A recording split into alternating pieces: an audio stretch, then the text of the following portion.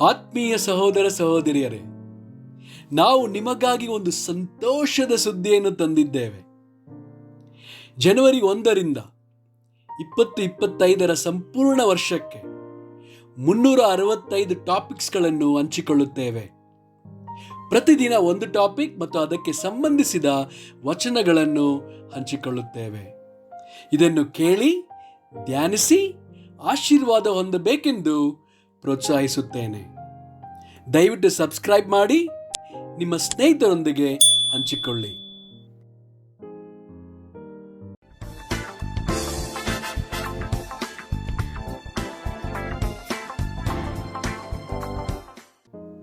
ಇಂದು ದಿನ 243. ಟಾಪಿಕ್ ಅನಾಥರು. ಕೀರ್ತನೆಗಳು 68 ವಚನ 5. ಪರಿಶುದ್ಧ ವಾಸಸ್ಥಾನದಲ್ಲಿರುವ ದೇವರು ದಿಕ್ಕಿಲ್ಲದವರಿಗೆ ತಂದೆಯೂ ವಿಧವೆಯರಿಗೆ ಸಹಾಯಕನೂ ಆಗಿದ್ದಾನೆ. ವಿಮೋಚನಾ ಕಾಂಡ 22 ವಚನ 22ರಿಂದ 23.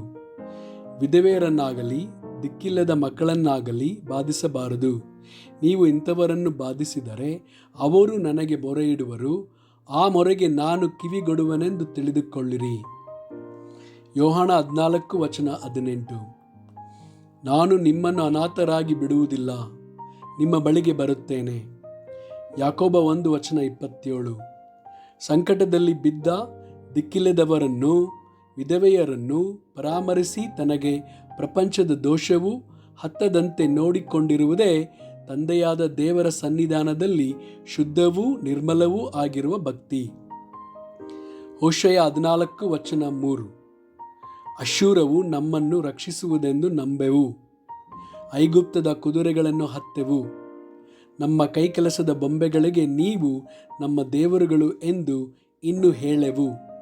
ನೀನೇ ಅನಾಥರನ್ನು ಕರುಣಿಸುವಿ ಎಂಬುದಾಗಿ ಅರಿಕೆ ಮಾಡಿಕೊಳ್ಳಿರಿ. ಆಮೇನ್.